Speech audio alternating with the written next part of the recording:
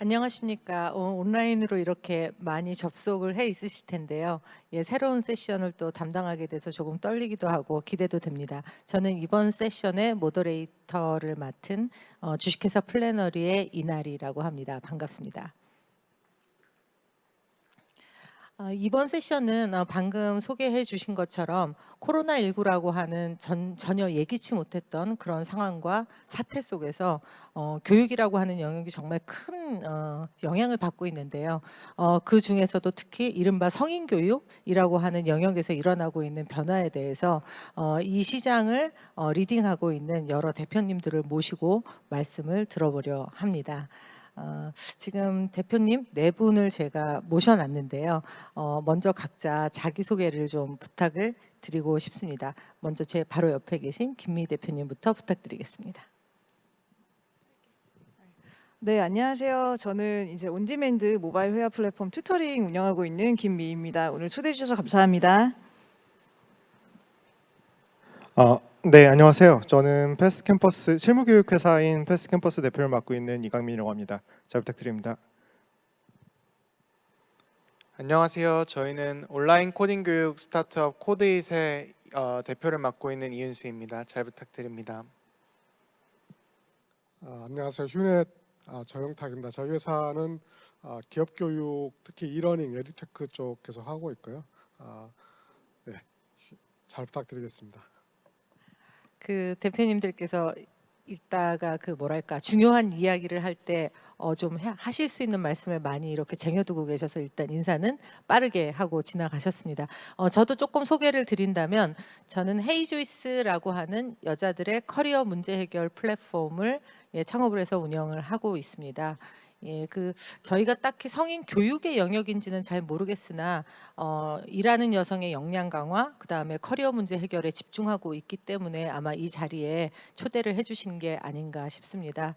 예, 먼저 그러면 시간이 짧고 갈 길이 바쁘니 준비한 질문부터 먼저 여쭤보도록 하겠습니다.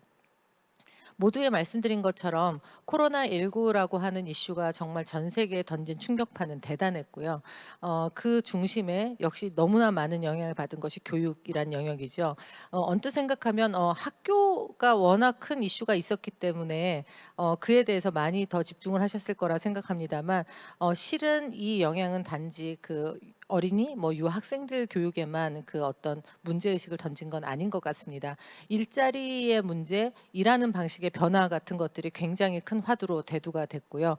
바로 그것은 성인 교육 또는 평생 역량 강화라고 하는 이슈랑도 연결되어 있는데요.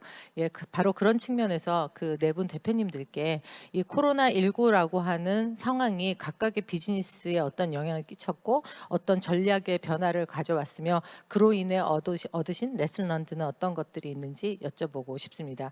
이번에는 거꾸로 좀 시작을 해보고 싶은데요. 먼저 휴넷 조영탁 대표님께 여쭙겠습니다. 간단하게 두 가지 말씀드릴 수 있을 것 같은데, 하나는 기업 경영을 오래 하다 보면 전혀 상상할 수 없었던 그 리스크들이 갑자기 튀어나올 수가 있는데, 그런 부분들을 미리미리 생길 수도 있고 생겼을 때 어떻게 대처하겠다, 그런 위기에 대해서 미리 준비를 좀 해놓고 갔으면 좋겠다라는 생각이 들고요. 두 번째는 교육사업적 관점에서 저희 회사 같은 경우에는 2016년부터 에듀테크 디지털 트랜스포메이션에 대해서 매년 한 100억 정도씩을 투자를 많이 해왔었는데, 그런 부분들이 이제 코로나 사태가 터지면서 오히려 이제 비대면 교육이 활발하게 되면서 저희 회사 입장에서는 어떤 천재일류의 기회 같은 게 됐던 것 같습니다. 그래서 거기서 약간 이제 유치해서 봤을 때 특히 다른 사업들도 마찬가지지만 교육 사업의 입장에서는 교육에 대한 어떤 사명감 같은 것이 바탕이 되고, 그리고 이게 1, 2년 안에 어떤 결과가 나오지 않고 굉장히 투자 해임 기간이 길기 때문에 한 10년 정도를 보면서 우보말리로 꾸준하게 이렇게 발전해 나가다 보면 외부의 환경에 어떤 환경이 나쁘게 바뀌었을 때도 대응할 수가 있고, 또 좋게 바뀌었을 때 혜택을 극대화시킬 수 있는 그런 것도 봤을 때 멀리 보고 미리미리 준비하는 것들이 굉장히 필요하다는 것을 다시 한번 깨닫게 됐습니다. 그 조 대표님, 제가 알기로는 휴넷이 기업 교육 시장에서 굉장히 큰 영향력 갖고 있으신 걸로 아는데요. 혹시 그런 클라이언트들의 요구가 급박하게 달라진 부분이 없었나요? 그건 뭐 올해 원래 기업 교육에서 한 70% 정도가 오프라인 교육 중심인데요.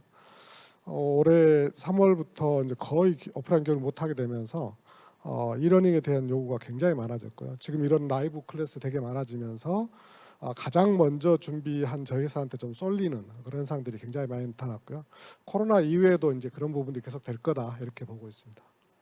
네, 한 번 일어난 변화는 아마 되돌리기 힘들지 않을까라는 생각이 들기도 합니다. 예, 이윤수 대표님 어떠셨나요? 네, 그 마스터 클래스 대표님이 온라인 교육을 크게 5단계로 구분을 하고 계신데요. 우선 1단계는 위키피디아처럼 이미 있는 정보를 그냥 웹상에 게재하는 형태고, 그다음에 2단계는 오프라인 클래스를 온라인으로 옮기는 그런 형태고, 그다음에 3단계는 웹에서 맞춤형 교육을 하는 형태라고 합니다. 많은 대부분의 이제 온라인 교육 업체들이 2단계까지는 왔고, 그다음에 그 중에 또 일부 많은 업체들은 3단계까지 왔다고 할 수 있습니다. 즉 3단계는 AI 기술을 통해 맞춤형 교육을 하고 이런 개인들의 수준별로 이제 알맞는 그런 교육을 하는 그런 형태입니다. 그리고 4단계는 온라인 교육이 너무 활성화가 돼서 온라인이라는 말을 붙이기가 약간 무색할 정도의 수준이라고 하고요. 5단계는 뇌 속의 정보와 그다음에 디지털 세계의 구분이 흐려져서 한 게 없이 교류를 하는 형태라고 하는데, 이 5단계가 이루어질 시점은 약 100년 후라고 합니다. 근데 저희가 코로나19를 만나면서 좀 느꼈던 거는 2단계에서 3단계로의 전환이 굉장히 빠르게 이루어지고 있고, 그다음에 이제 기업과 개인들이 온라인으로 학습을 하는 것에 대해서 어떤 부담감이나 거부감이 굉장히 줄어들음에 따라서 오프라인 교육 수요 중심에서 온라인 교육 수요 중심으로 많이 넘어가고 있다라는 것을 느끼고 있고요. 그리고 이제 디지털 트랜스포메이션이라는 시대의 흐름을 조금 빠르게 먼저 읽고 이것에 대해서 유연하고 빠르게 대응을 하는 것이 굉장히 중요하다는 것을 배운 한 해였습니다. 그 배운 것만 말씀해 주셨는데 코드잇은 그래서 어땠나요? 올 상반기. 네, 예. 저희가 2017년에 법인 설립하고 유저와 매출이 계속 3배씩 성장을 했는데, 올해에는 뭐 코로나19도 그렇고 그다음에 이제 저희가 올해 3월에 시리즈 A 40억 투자 유치를 해서 그런지 올해는 한 4-5배 정도의 성장을 기대하고 있습니다. 아, 축하드립니다. 네, 다음 이강민 대표님께 좀 여쭤볼게요. 패스트 캠퍼스야말로 뭔가 큰 변화가 있지 않았을까 싶기도 한데 뭐 어떠신가요? 네, 저희는 사실 성장세는 그대로 유지가 됐던 것 같은데요. 사실 그 안에서의 변화가 되게 컸던 것 같아요. 저희는 기본적으로 B2C 교육회사거든요. 그러다 보니 고객들이 시장에서 원하는 것에 한 발자국 더 앞서 나가는 게 가장 중요한 것 같아요. 사실 교육업계에서 교육과 관련된 교육 방식과 관련된 담론들은 되게 많았는데요. 사실 어쨌든 시장에서 원해야 그것들이 수요가 되고 그래서 저희가 판매를 하고 어떤 매출로 만들어질 수 있는 것 같거든요. 근데 이번에 코로나 사태가 발발하면서 약간 예전에는 한 발자국씩 앞서 나가던 이 속도가 갑자기 2발자국, 3발자국 시장이 먼저 앞서 나가기 시작한 것 같아요. 예전에는 특히 오프라인 교육의 어떤 편의성, 교육 기획에서의 편의성, 그다음에 받아들이는 사람 입장에서도 새로운 환경을 학습하지 않아도 되는 그 편의성에 사실 시장이 크게 변화하지 않고 있었는데 코로나로 인해서 사실 변화할 수밖에 없는 상황을 맞으면서 사실 이 시장에서 가장 많이 변한 건 고객들이 아닌가 싶어요. 그래서 고객들이 이렇게 변화에 열려 있고 고객들이 이렇게 변화를 수긍하려는 자세로 바뀌게 되면서 교육업계도 더더욱 속도를 낼 수 있게 된 게 아닌가 싶습니다. 저희도 사실 오프라인 중심의 업체였는데 사실 2019년에서 2020년으로 넘어오면서 매출 비중이 역전이 됐어요. 오프라인 80%에서 온라인 80%로 바뀌었거든요. 이런 상황을 겪으면서 미리 좀 더 준비되어 있어야 되는구나. 특히 에듀테크라는 단어에 대해서 저희는 좋게도 생각하고 나쁘게도 생각하고 있는데요. 어쨌든 어떤 방식으로든 이제는 이 흐름을 받아들일 수밖에 없구나라는 것을 좀 인지하게 된 시기였던 것 같습니다. 네. 네, 역시나 큰 변화를 겪은 것으로 알고 있는 튜터링 예, 김미 대표님도 말씀 부탁드립니다. 어, 네, 저희 이제 튜터링은 우선은 저희 소개 먼저 간단히 드리면은 이제 아시는 분들은 아시겠지만 또 모르시는 분들 계실 것 같아서 저희는 이제 현재 영어, 중국어 위주로 이제 모바일 레슨을 제공하는 회사고요. 2,000명 정도의 이제 해외 전문 튜터가 있고 이제 130만 정도 회원이 활동을 하고 있는데 저희가 이제 주로 했던 사업들이 그동안 이제 약 4년 동안 했던 사업이 어학 쪽에 집중돼 있다 보니까 저희는 모바일 레슨이어서 사실 코로나19가 이제 생기면서 기대를 조금 살짝은 했었어요. 이제 언택트 쪽으로 다 모든 이제 교육 수요가 바뀔 거니까. 근데 이제 의외의 발견이 저희가 어학 중심이다 보니 여행과 수요가 같이 가는 부분이 있어서 초반에 이제 코로나19가 생기고 나서 수요가 많이 줄어드는 걸 발견을 했습니다. 그래서 이제 대신에 이제 그 오프라인의 학원이라든지 이런 수요들은 저희 그 모바일 그 회화 서비스로 많이 대체가 되는 거를 발견했고, 근데 다만 이제 저희가 작년에 예상했던 성장률이라든가 이런 부분에 좀 영향이 있어서 저희가 빨리 이제 긴급하게 저희 팀에서 만든 거는 이제 K-12를 위한 초중고를 위한 그런 이제 영어 회화 플랫폼을 만들기 시작을 했고요.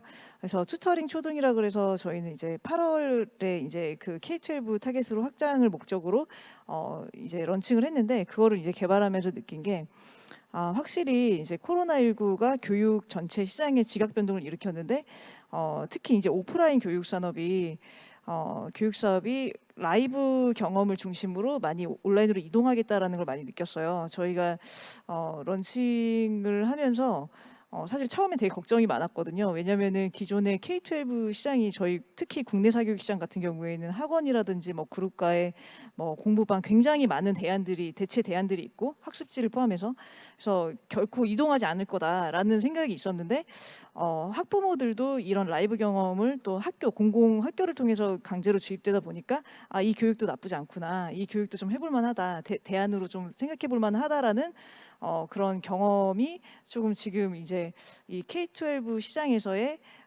그 라이브 수업에 대한 가능성을 더 많이 열어주고 있었던 것 같아서 저희도 조금 포트폴리오를 좀 많이 이번 기회에 다각화를 하게 된 게 성인 이제 어학 쪽으로 집중하다가 지금은 K-12의 그런 어학 플러스 이제 라이브 그런 기술을 중심으로 한 여러 교과목까지 확장을 계획하고 있고요.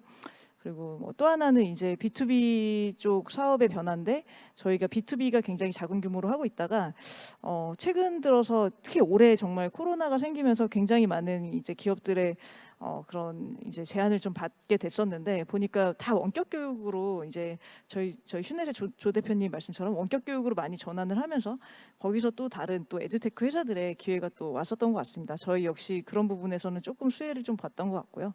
네, 이런 변화를 좀 직접적으로 경험하고 저희도 이제 전략을 다양한 포트폴리오 확장으로 좀 전환하고 있습니다. 네. 그 사실 코로나19라고 하는 전대미문의 사태에 대해서 비즈니스를 아무리 하는 입장이지만 기회라는 표현을 쓰기도 사실 좀 죄송하긴 합니다. 그렇지만 어쨌거나 비즈니스는 비즈니스인지라 이것이 위기인가 기회인가에 대해서 늘 고민할 수밖에 없는데요. 뭐 예를 들어서 저희가 운영하는 헤이조이스만 해도 사실 코로나19 사태 전에는 조금씩 준비는 하고 있었지만 100% 오프라인 회사였거든요. 지금은 서비스의 80%가 온라인으로 옮겨가 있습니다.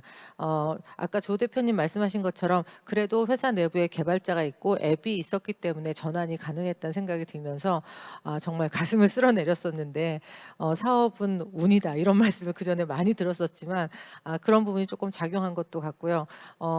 그래서 뭐랄까 이것이 끼치는 코로나19 또는 그 이후에 이제 시작될 어떤 돌이킬 수 없는 변화가 이 업계에 끼칠 영향 그리고 앞으로 그것들에 대응해서 스타트업들이 또 어떻게 새로운 전략을 짜나갈지 저 역시 그 한가운데 있는 사람으로서 기대도 되고 두렵기도 하고 그렇습니다.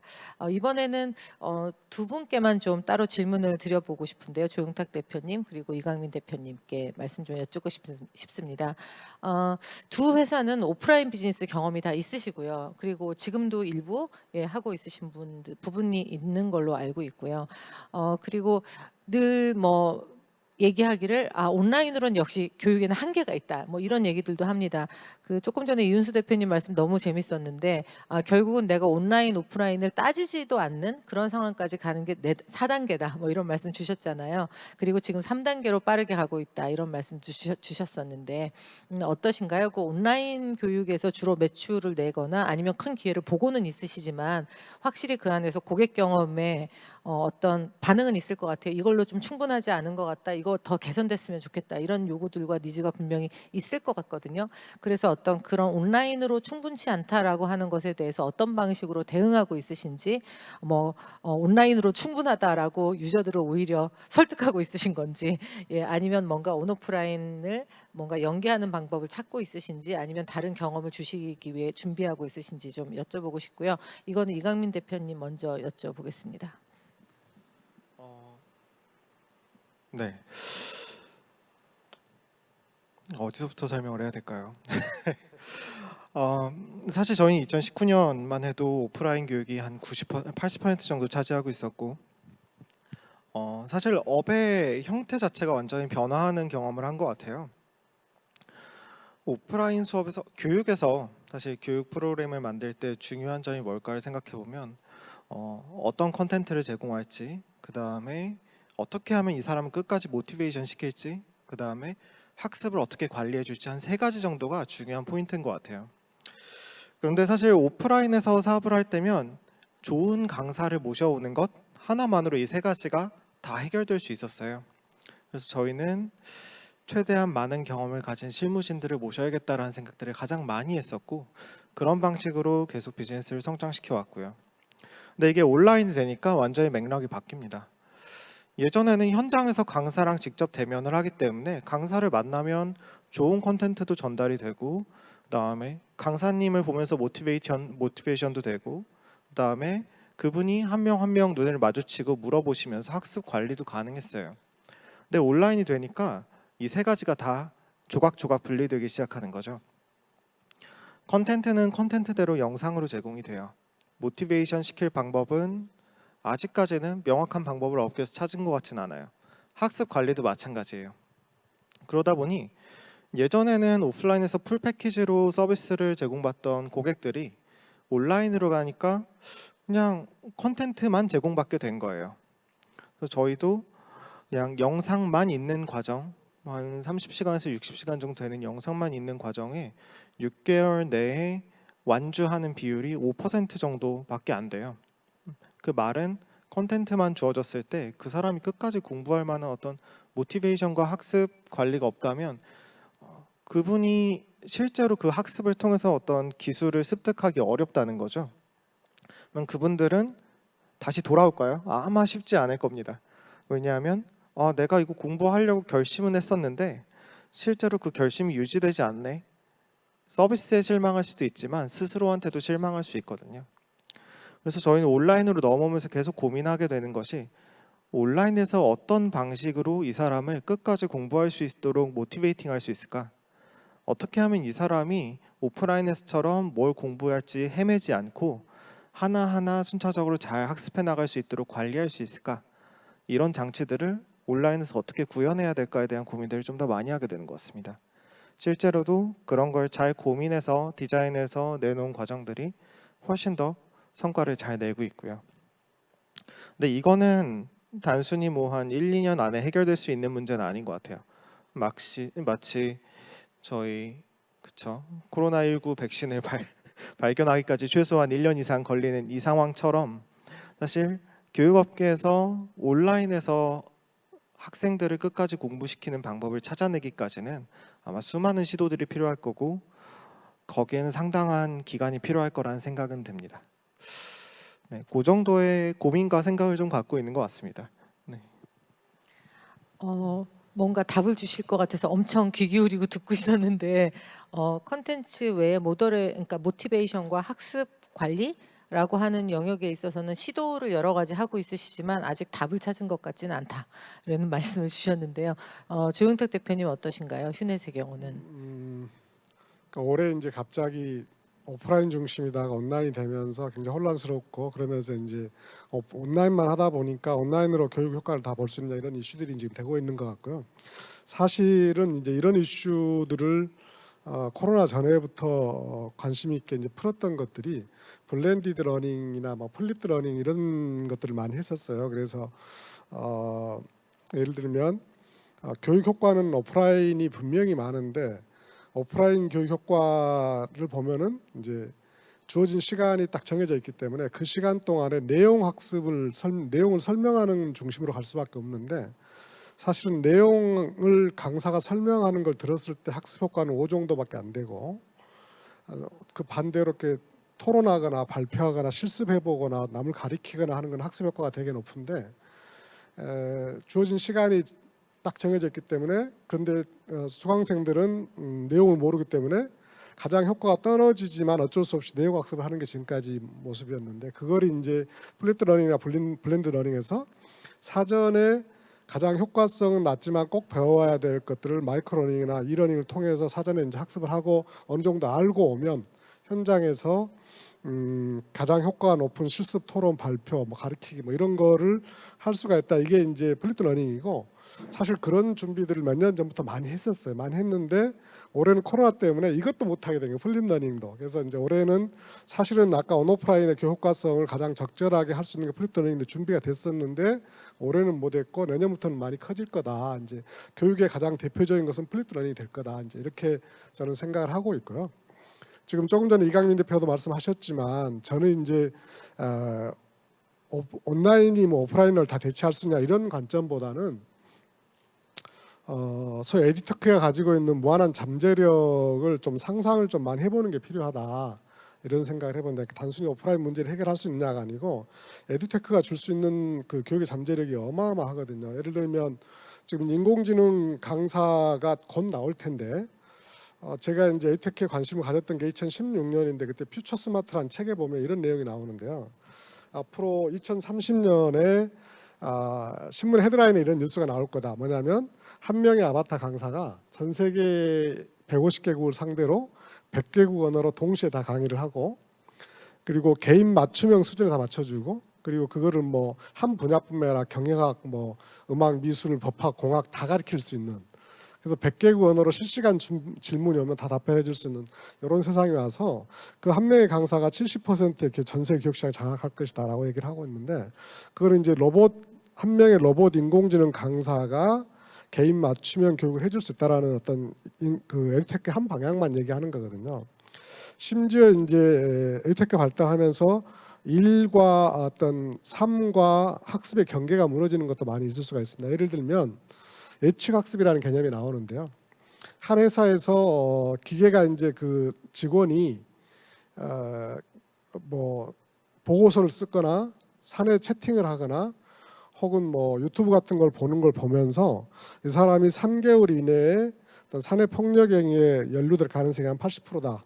이렇게 이제 기계가 가르쳐 주면서 그걸 방지하기 위해서 이러닝을 듣게 할 거냐, 뭐 상사가 직접 코칭해 줄 것이냐, 어떤 그 사내 규정을 보내줄 것이냐 이런 것들을 이제 하는데 그걸 일과 학습이 결합되면서 예측해서 성과가 이 사람이 날 것 같으면 성과가 6개월 후에 떨어질 것 같으면 어떤 교육을 시킨다 이런 식으로 이제 결국은 발전하니까 단순히 코로나 정리해 보면 코로나로 인해서 오프라인 교육 없어지면서 온라인 다 대체할 수 있느냐 이런 관점을 뛰어넘어서 아직은 미개척 영역이 많지만 정말 교육과 기술이 결합된 교육에 있어서 디지털 트랜스포메이션이 엄청나게 발달했을 때 최종 모습이 어떻게 될 것인가를 상상하면서 만들어가는 그런 모습들이 정말 필요하다 이렇게 말씀드리겠습니다.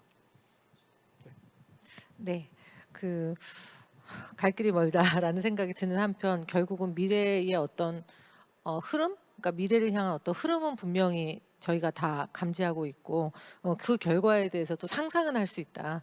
다만 그 상상을 누가 현실로 이뤄낼 것인가라는 이슈가 아닌가 싶습니다. 그 다음 질문은 김미희 대표님, 이윤수 대표님께만 드리고 싶은데요.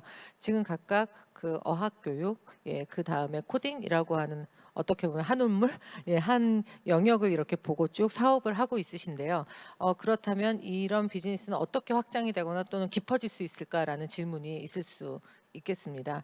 예, 요거는 이윤수 대표님부터 먼저 좀 부탁드릴게요. 프로그래밍 교육은 크게 두 가지 특성이 있는 것 같습니다. 첫 번째는 연계성이 굉장히 중요합니다. 예를 들면 파이썬 프로그래밍 기초를 배우고 그것을 선이수 과목으로 하는 데이터 사이언스를 배우고 그다음에 그걸 또 심화 과정인 머신러닝을 배우고 이런 식으로 강의 간의 연계성이 굉장히 중요한 거죠. 그리고 두 번째로는 실습이 중요합니다. 어떤 주입식 교육으로 되는 것이 아니라 내가 개념을 배우면 배운 것을 익힐 수 있는 그런 실습이 굉장히 중요한데요. 그래서 저희는 첫 번째로 이 연계성을 위해서 좋은 훌륭한 엔지니어 분들을 풀타임으로 콘텐츠를 연구하고 제작하는 그런 콘텐츠 팀을 만들어서 오리지널 콘텐츠를 만들고 있습니다. 그런데 이게 뭐 예를 들면 강의 연구 및 커리큘럼 기획, 그 다음에 이거를 조금 더 유저들한테 더 매력적으로 전달하기 위한 뭐 테크니컬 라이팅, 그 다음에 이걸 강의로 하는 강사, 그 다음에 강의를 이제 편집하는 영상 디자이너, 이런 식으로 일련의 프로세스를 거치면서 저희가 오리지널 콘텐츠, 제일 높은 오리지널 콘텐츠를 제작하는 그런 노하우를 계속 습득하고 있는데요. 그러다 보니까 이것이 예를 들면 다른 인접한 교육 분야로 넘어갈 때 이제 큰 도움이 될 것이라고 생각을 하고 있습니다. 그리고 두 번째로는 저희가 여러 실습 그리고 Q&A 커뮤니티 등 양방향으로 학습할 수 있는 그런 환경, 기능들을 만들고 있는데요. 그러다 보니까 이런 기능들에서 여러 유저들의 유의미한 학습 데이터가 쌓이고 있고 이 학습 데이터를 바탕으로 AI 기술을 적용해서 맞춤형 학습을 제공하거나 아니면 거의 대부분의 교육 분야 기업들이 이제 선망하는 교육을 받은 이후에 채용 연계를 했을 때 이 유저가 쌓인 유의미한 학습 데이터들이 있기 때문에 기업들과 가장 적합하게 매칭시켜 줄 수 있는 그런 영역에서 강점이 있지 않을까 이렇게 생각하고 있습니다. 네, 그 결국 말씀대로라면 코딩 교육에서 쌓은 노하우를 분명히 다른 영역에서도 활용할 수 있는 기회가 올 것이라고 생각한다. 예, 그런 말씀이셨습니다. 김민희 대표님 어떠세요? 네. 저는 이제 크게 이제 어학을 바라보는 그런 관점이랑 그리고 이제 저희 사업적인 측면, 확장성에 대한 부분들 이거를 이제 설명드리고 싶은데요. 첫 번째로 이제 이 어학 쪽에 영어회화, 중국어회화 저희 운영을 하다 보니까 느낀 점은 이 어학 비즈니스가 약간 어떤 특정 그런 이제 실무라든지 취업이라든지 이런 이제 특정 목적을 위한 부분도 파트도 있겠지만 동기부여 비즈니스 그리고 자기계발 비즈니스에 가깝구나, 자기계발 과목에 가깝구나. 그리고 이제 성인들의 그런 자기계발 1순위에 항상 어학이 있었던 것 같아요. 그래서 그러다 보니까 그 왜 그러면 영어 공부를 하십니까? 저희가 이렇게 서베이를 해보면은 거의 항상 1위가 정말 의외의 답변이 더 멋있게 더 멋있는 나를 만나고 싶어서 류의 답이 되게 많았어요. 그걸 주관식으로 풀어보면은. 그러니까 전 세계인과 연결되고 싶다는 열망, 그리고 더 나은 내가 되고 싶다는 그런 열망. 그러니까 어떤 특정 뭐 내가 취업하고 싶어, 승진하고 싶어의 목적도 있지만 그 외에 수많은 그런 감성적인 목적이 있는 학문이거든요. 그래서 저희가 이거를 세분화시켜 보면 영어라는 정말 되게 심플하게 이런 교과목이 될 수도 있지만 관심사와 목적별로 굉장히 그 열망이 세분화가 돼 있는 걸 발견했어요. 그래서 저희는 이제 이 튜터링을 통해서 이제 접근하려고 했었던 거는 개개인의 이제 관심사 그리고 목적에 맞는 그런 개인화된 수업을 제공하는 거. 그리고 저희는 이제 암기 영역이라든지 이런 공부에 가까운 영역은 이제 이러닝이나 유튜브를 통해서 되게 많이 학습을 할 수 있으니 저희는 이제 휴먼 인터랙션을 통해서 개인의 관심사, 그 개인화된 그런 영역에 있어서 좀 더 많은 그런 소통을 통해서 더 많은 이제 그런 열망을 충족하는 그런 방향으로 좀 사업을 많이 풀어왔고요.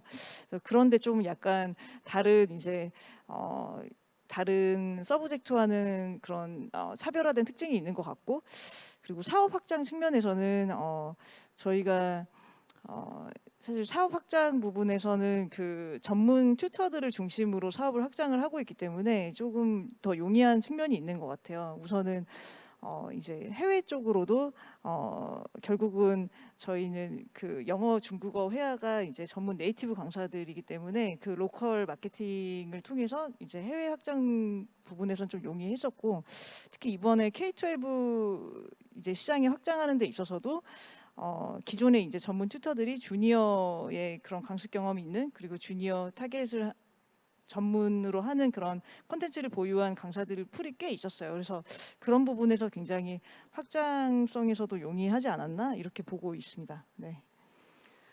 네, 그 각각의 좀 세분화된 어떤 그 말 그대로 분야죠. 코딩이라든가 아니면은 뭐 언어라든가 예, 이런 영역에서 비즈니스를 크게 확장하고 있으신 두 대표님 말씀 들었는데요.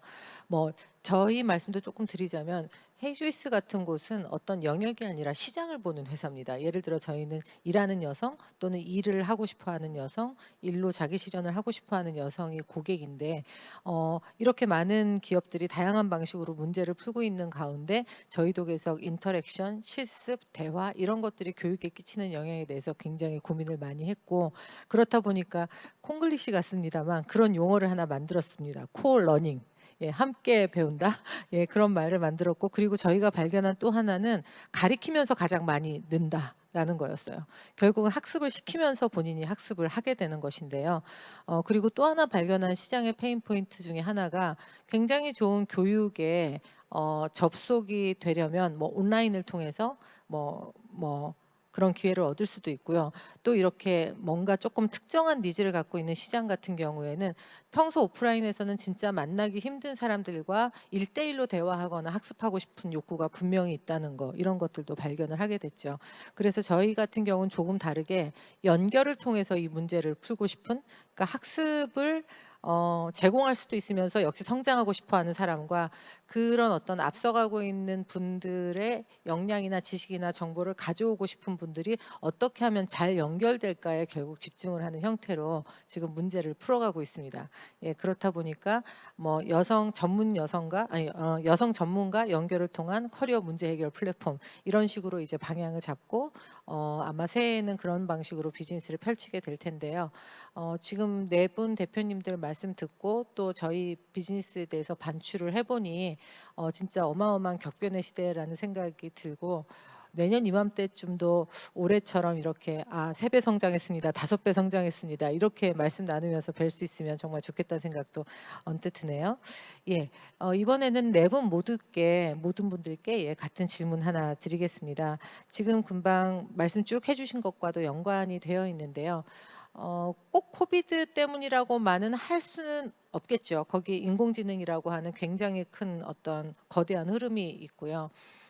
일자리 자체가 굉장히 많이 달라졌다고 얘기를 합니다. 이제 정규직보다는 뭐 프리랜서, 엔잡러, 뭐 또는 뭐 비정규직이지만 다양한 형태로 프로젝트 단위로 협업을 하고 헤쳐 모여 하는 사람들이 점점 더 늘어나고 뭐 이른바 공채로 입사를 해서 평생 한 회사를 다니는 시대도 이제는 끝나간다라는 얘기가 정말 맞는 것 같습니다. 현실화하고 있고요. 그렇다 보니 성인들의 입장에서는 고민스러운 것이 AI가 일자리를 뺏어간다는 얘기도 있고, 한번 공부 열심히 해서 어떤 회사에 들어가면 거기서 평생 뭔가 급여를 받으면서 사회적 존재감을 가질 수 있는 것이 아니라 어떻게 보면 매번 몇 년에 한 번씩은 내가 가야 할 어떤 적당한 직장을 계속 찾아야 될 수도 있고, 그리고 또 하나 복병이 저희가 100살까지 산다는 거죠. 예, 이전 같으면은 50대에 은퇴를 해도 뭐 그럴 수 있다, 뭐 이런 개념이 있었다면 이제는 아마 많은 분들이 건강이 허락하는 한 일하고 싶다고 생각을 하실 겁니다. 뭐 60, 70, 80까지도 심지어는 적어도 6, 70까지는 다 일하고 싶다라는 생각, 그리고 그런 경제적인 독립과 사회적인 자존감을 계속 갖고 가고 싶다는 생각을 하실 텐데요.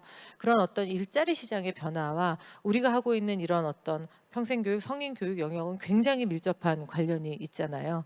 예, 바로 그 부분에 대해서 좀 질문을 드리고 싶은데, 이런 성인교육이 또는 이런 취업과 이직 시장의 변화가 서로 어떤 영향을 끼칠 거라고 생각을 하시는지, 예, 그리고 평생 커리어를 이어가고 일자리를 유지하기 위해서 앞으로 사람들은 어떤 방식으로 자신을 계속 개발해 나갈 것이라고 생각하시는지, 예, 그런 넓은 범주의 이야기를 좀 여쭤보고 싶습니다. 이거는 저 중간에 계신 우리 이강민 대표님부터 예, 먼저 말씀을 해주시죠.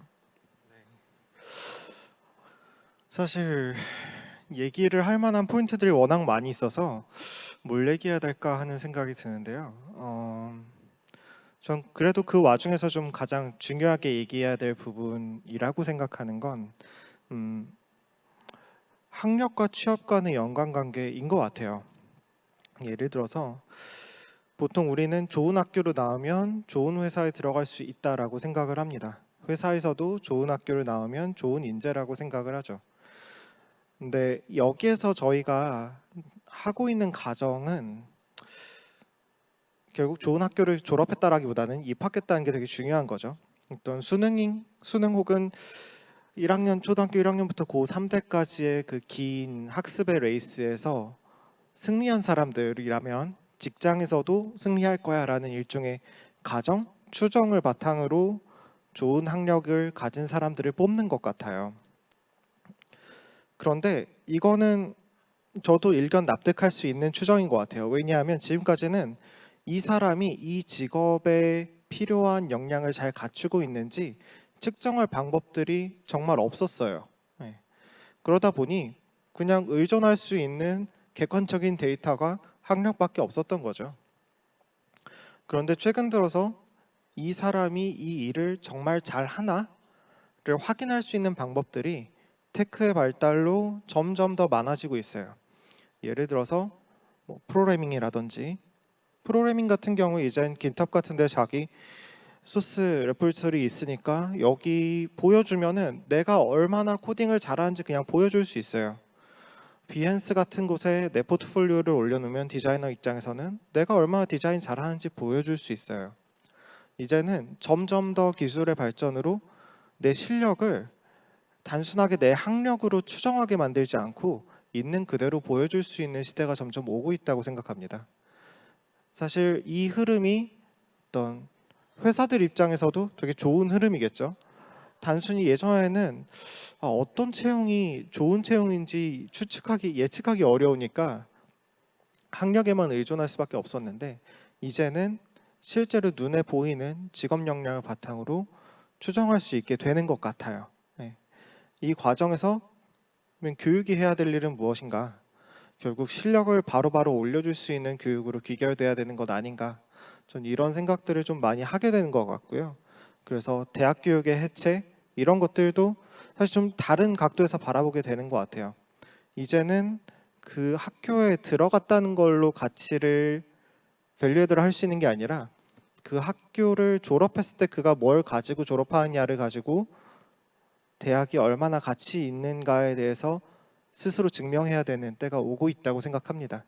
그리고 이게 우리가 예전부터 되게 오래됐다고 생각하지만 이제는 정말 얼마 안 남은 것 같아요. 네. 네. 어느새 시간이 얼마 안 남은지라 짧게 좀 다른 분들 의견도 한마디씩만 여쭤보겠습니다. 예, 이윤수 대표님 어떠세요? 네, AI가 일자리를 없애는 게 아니라 오히려 더 많이 창출할 거라는 이야기도 많고, 그리고 AI와 데이터를 이용을 해서 이걸 도구 삼아 인간이 더 창의적인 일을 하게 될 거라는 전망이 많습니다. 그래서 사람들이 AI랑 데이터를 이해하고 그걸 활용하는 교육을 배우고, 그리고 이것이 산업으로 이제 접목이 되면서 뭐 협업이나 소통 방식, 그리고 기획 방법 이런 것들이 변화하면서 이런 새로운 분야의 교육의 니즈도 생겨날 거라고 생각하고, 이런 평생 학습을 하지 않으면 결국 자기의 가치를 인정받지 못하고 그런 이제 시대가 올 거라고 생각합니다. 결국 계속 학습을 해야 되는 거죠. 네, 김미희 대표님 어떠세요?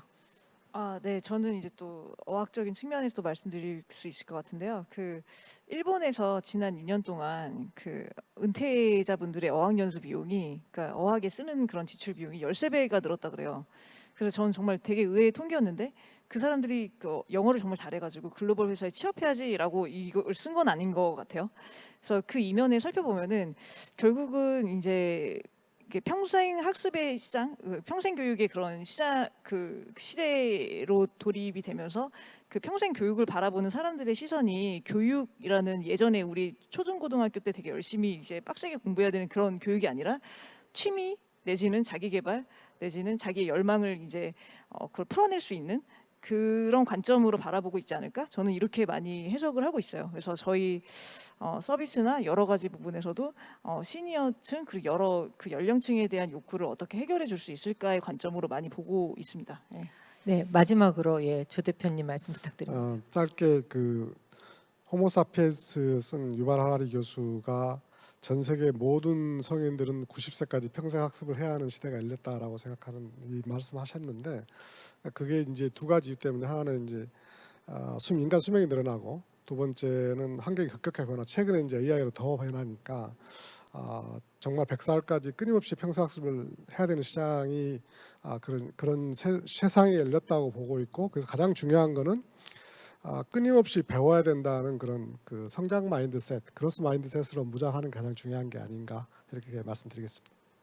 네, 각각 말씀을 1시간씩 들어도 부족한 분을 4분을 모시고 40분 안에 끝내려니 예, 저도 엄청 심장이 쫄깃쫄깃했습니다.